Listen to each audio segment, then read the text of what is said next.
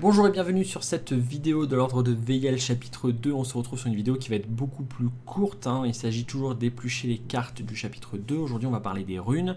Forcément il y a beaucoup moins de choses à dire sur les runes. Je vais vous expliquer simplement l'idée générale et on va parler des quelques cas particuliers.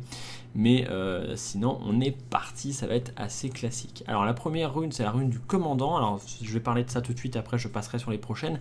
Vous allez avoir des runes maintenant qui sont à cheval sur plusieurs caractéristiques. Donc là par exemple force et intelligence.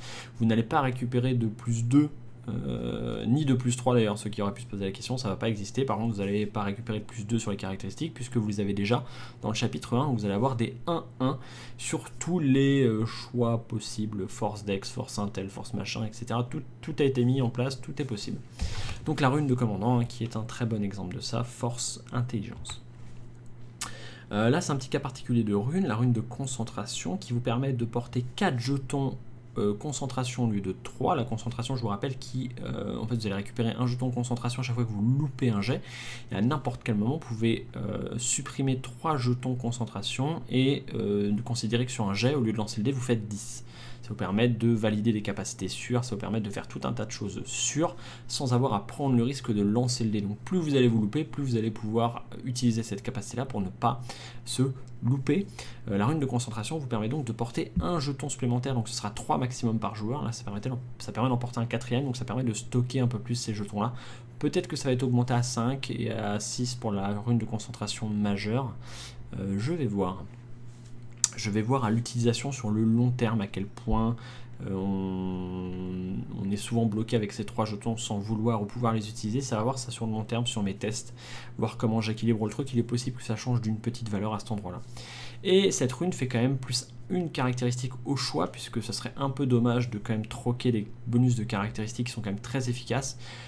Juste pour de la concentration, donc vous avez quand même le droit de mettre un point là où vous voulez, ce qui veut dire aussi que cette rune peut être échangeable très facilement. Elle peut aller à n'importe quel joueur, c'est jamais perdu. Dès que quelqu'un récupère une rune, il dit ah bah j'ai mieux, du coup je te donne ça puisque toi t'as rien, et je mets mon point où je veux. Ce sera à voir aussi dans quelle mesure vous pouvez changer cette caractéristique là. Metavi qui aura marqué peut-être changer à la zone de repos, quelque chose comme ça. C'est à mon avis une très bonne question à se poser. Donc vous avez la même version en majeur, qui ne permet pas un 4ème et un 5ème jeton supplémentaire.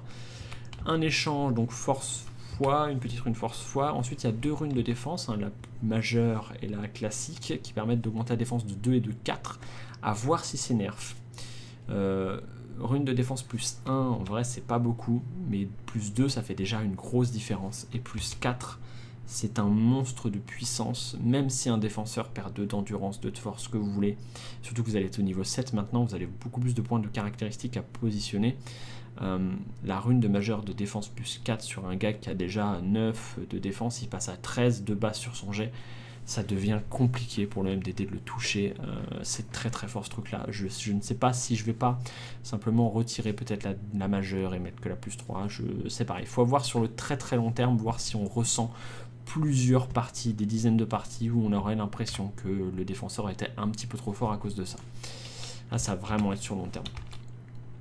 La rune du guerrier, dextérité foi, la rune du malfaiteur, dextérité intelligence, ensuite la rune de précision, portée des armes et des capacités à distance augmentée de 1, donc les armes et les capacités qui tapent à distance n'auront plus la portée qu'elles ont habituellement, mais plus 1 de portée, vous allez la même avec plus 2 de portée. L'ordre de VL chapitre 2 va se transformer en jeu d'échecs. C'est vraiment ça, il faut vraiment calculer les portées. Ceux qui cherchaient de la complexité, qui trouvaient que le chapitre 1 était trop simple, il y a vraiment moyen de s'arracher le crâne en calculant les portées, ce que vous voulez, sur le chapitre 2. C'est pas une obligation, on arrive quand même à survivre sans.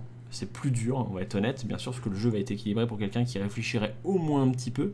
Donc si on y va complètement sans réfléchir, on va se faire allumer, ce qui est normal, il faut quand même que le jeu vous résiste.